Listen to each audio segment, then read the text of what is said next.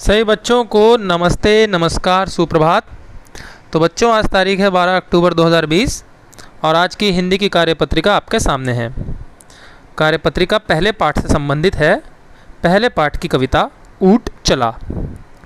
प्रश्न 1 देखते हैं। आइए आज हम कुछ शब्दों का अभ्यास करें। रिमझिम पुस्तक के पहले पाठ ऊँट चला को पढ़िए और नीचे दी गई पंक्तियों को पूरा कीजिए। तो इन सभी पंक्तियों को हमें पूरा करने के लिए ज़रूरी है कि हम ये कविता को पढ़ लें। तो आइए कविता की तरफ चलते हैं।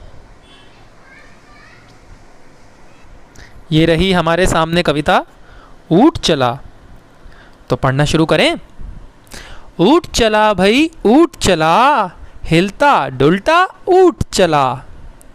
ऊँट चला भई ऊँट चला, हिलता डुलता ऊँट चला। इतना ऊंचा ऊँट चला, ऊँट चला भई ऊँट चला।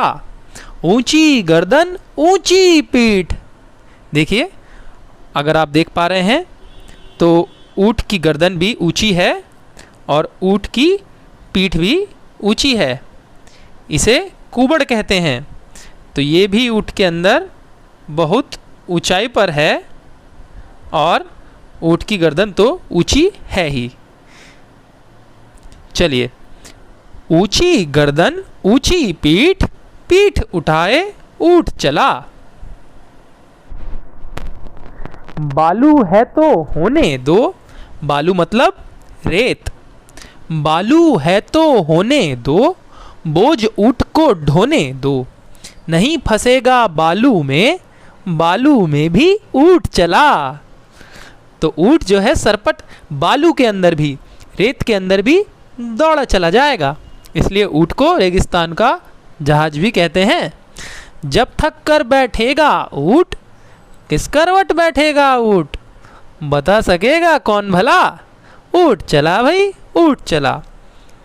तो इस कविता की शुरुआत की ये जो आप 6 पंक्तियाँ देख रहे हैं, इसके अंदर आपको अपनी कार्यपत्रिका के प्रश्न 1 के सभी उत्तर मिल जाएंगे। ऊँट चला भाई ऊँट चला, हिलता डुलता ऊँट चला। इतना ऊंचा ऊँट चला भाई ऊँट चला। ऊंची गर्दन ऊंची पीठ, पीठ उठाए ऊँट चला।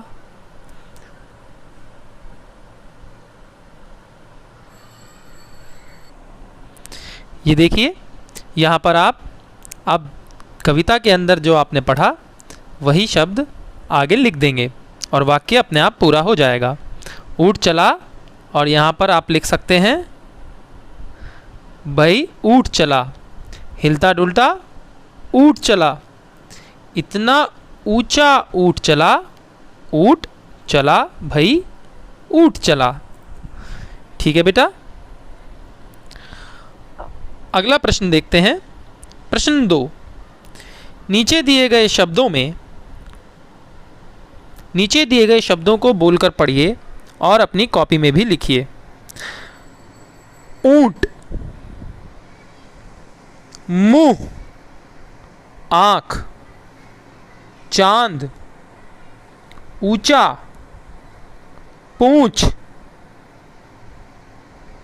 मूंग, माँ, गूंथ, आंगन। अब इन सभी शब्दों को बोलने हुए आपको यह ध्यान रखना है कि इन सभी शब्दों के ऊपर चंद्र बिंदी लगी हुई है। देख पा रहे हैं? आइए अब नीचे दिए गए शब्दों में सही जगह पर चंद्र बिंदु लगाइए। सारे शब्द फिर दोबारा लिखे हैं, लेकिन इनके अंदर चंद्र बिंदु नहीं लगाया गया। तो आपको इन्हें बोल बोल कर पढ़ना भी है और अपनी कॉपी के अंदर लिखना भी है। तीसरा प्रश्न। बच्चों, क्या आपने कविता पढ़ते समय इस बात पर ध्यान दिया कि इस कविता में कितनी बार ऊँट शब्द आया है? ज़रा फिर से गिनकर बताओ तो चलिए कविता देख लेते हैं।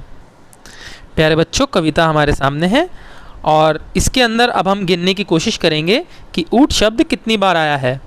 ऊँट चला भाई ऊँट चला 1 2, हिलता डुलता ऊँट चला 3, इतना ऊंचा ऊंट चला 4, ऊंट चला भाई ऊंट चला 5 और 6, ऊंची गर्दन ऊंची पीठ, पीठ उठाए ऊंट चला 7 बार।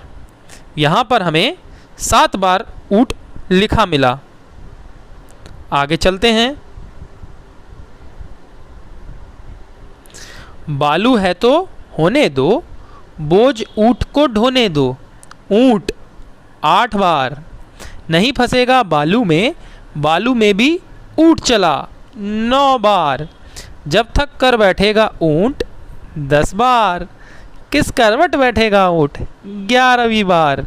बता सकेगा कौन भला, ऊंट चला 12वीं बार, भाई ऊंट चला 13वीं बार।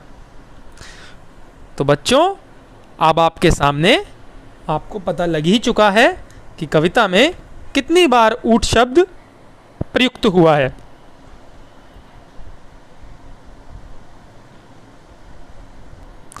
अंतिम प्रश्न। चलिए अब हम एक ऊंट का चित्र बनाने का प्रयास भी करते हैं। ये देखिए आपको एक ऊंट बना के दिखाया हुआ है। ऊंट बनाना कुछ भी मुश्किल नहीं है। आप बच्चे सभी अपनी कॉपी के अंदर इस ऊंट को बनाने का प्रयास करेंगे। 4 चरणों में ऊंट को बनाया गया है। पहले एक गोला खींचकर यहाँ आप देख सकते हैं, फिर उसके बाद ऊंट का कुबड़ भी बना दिया, फिर उसके बाद ऊंट के पैर भी बना दिए और फिर पूंछ लगा दी। तो इस प्रकार से आप अपनी कॉपी के अंदर ऊंट बनाइए और उसके अंदर मनमोहक रंग भी करिए। ठीक है बेटा, आज के लिए इतना ही। आने वाले दिन में आपसे फिर दोबारा मुलाकात होगी। तब तक के लिए जय हिंद।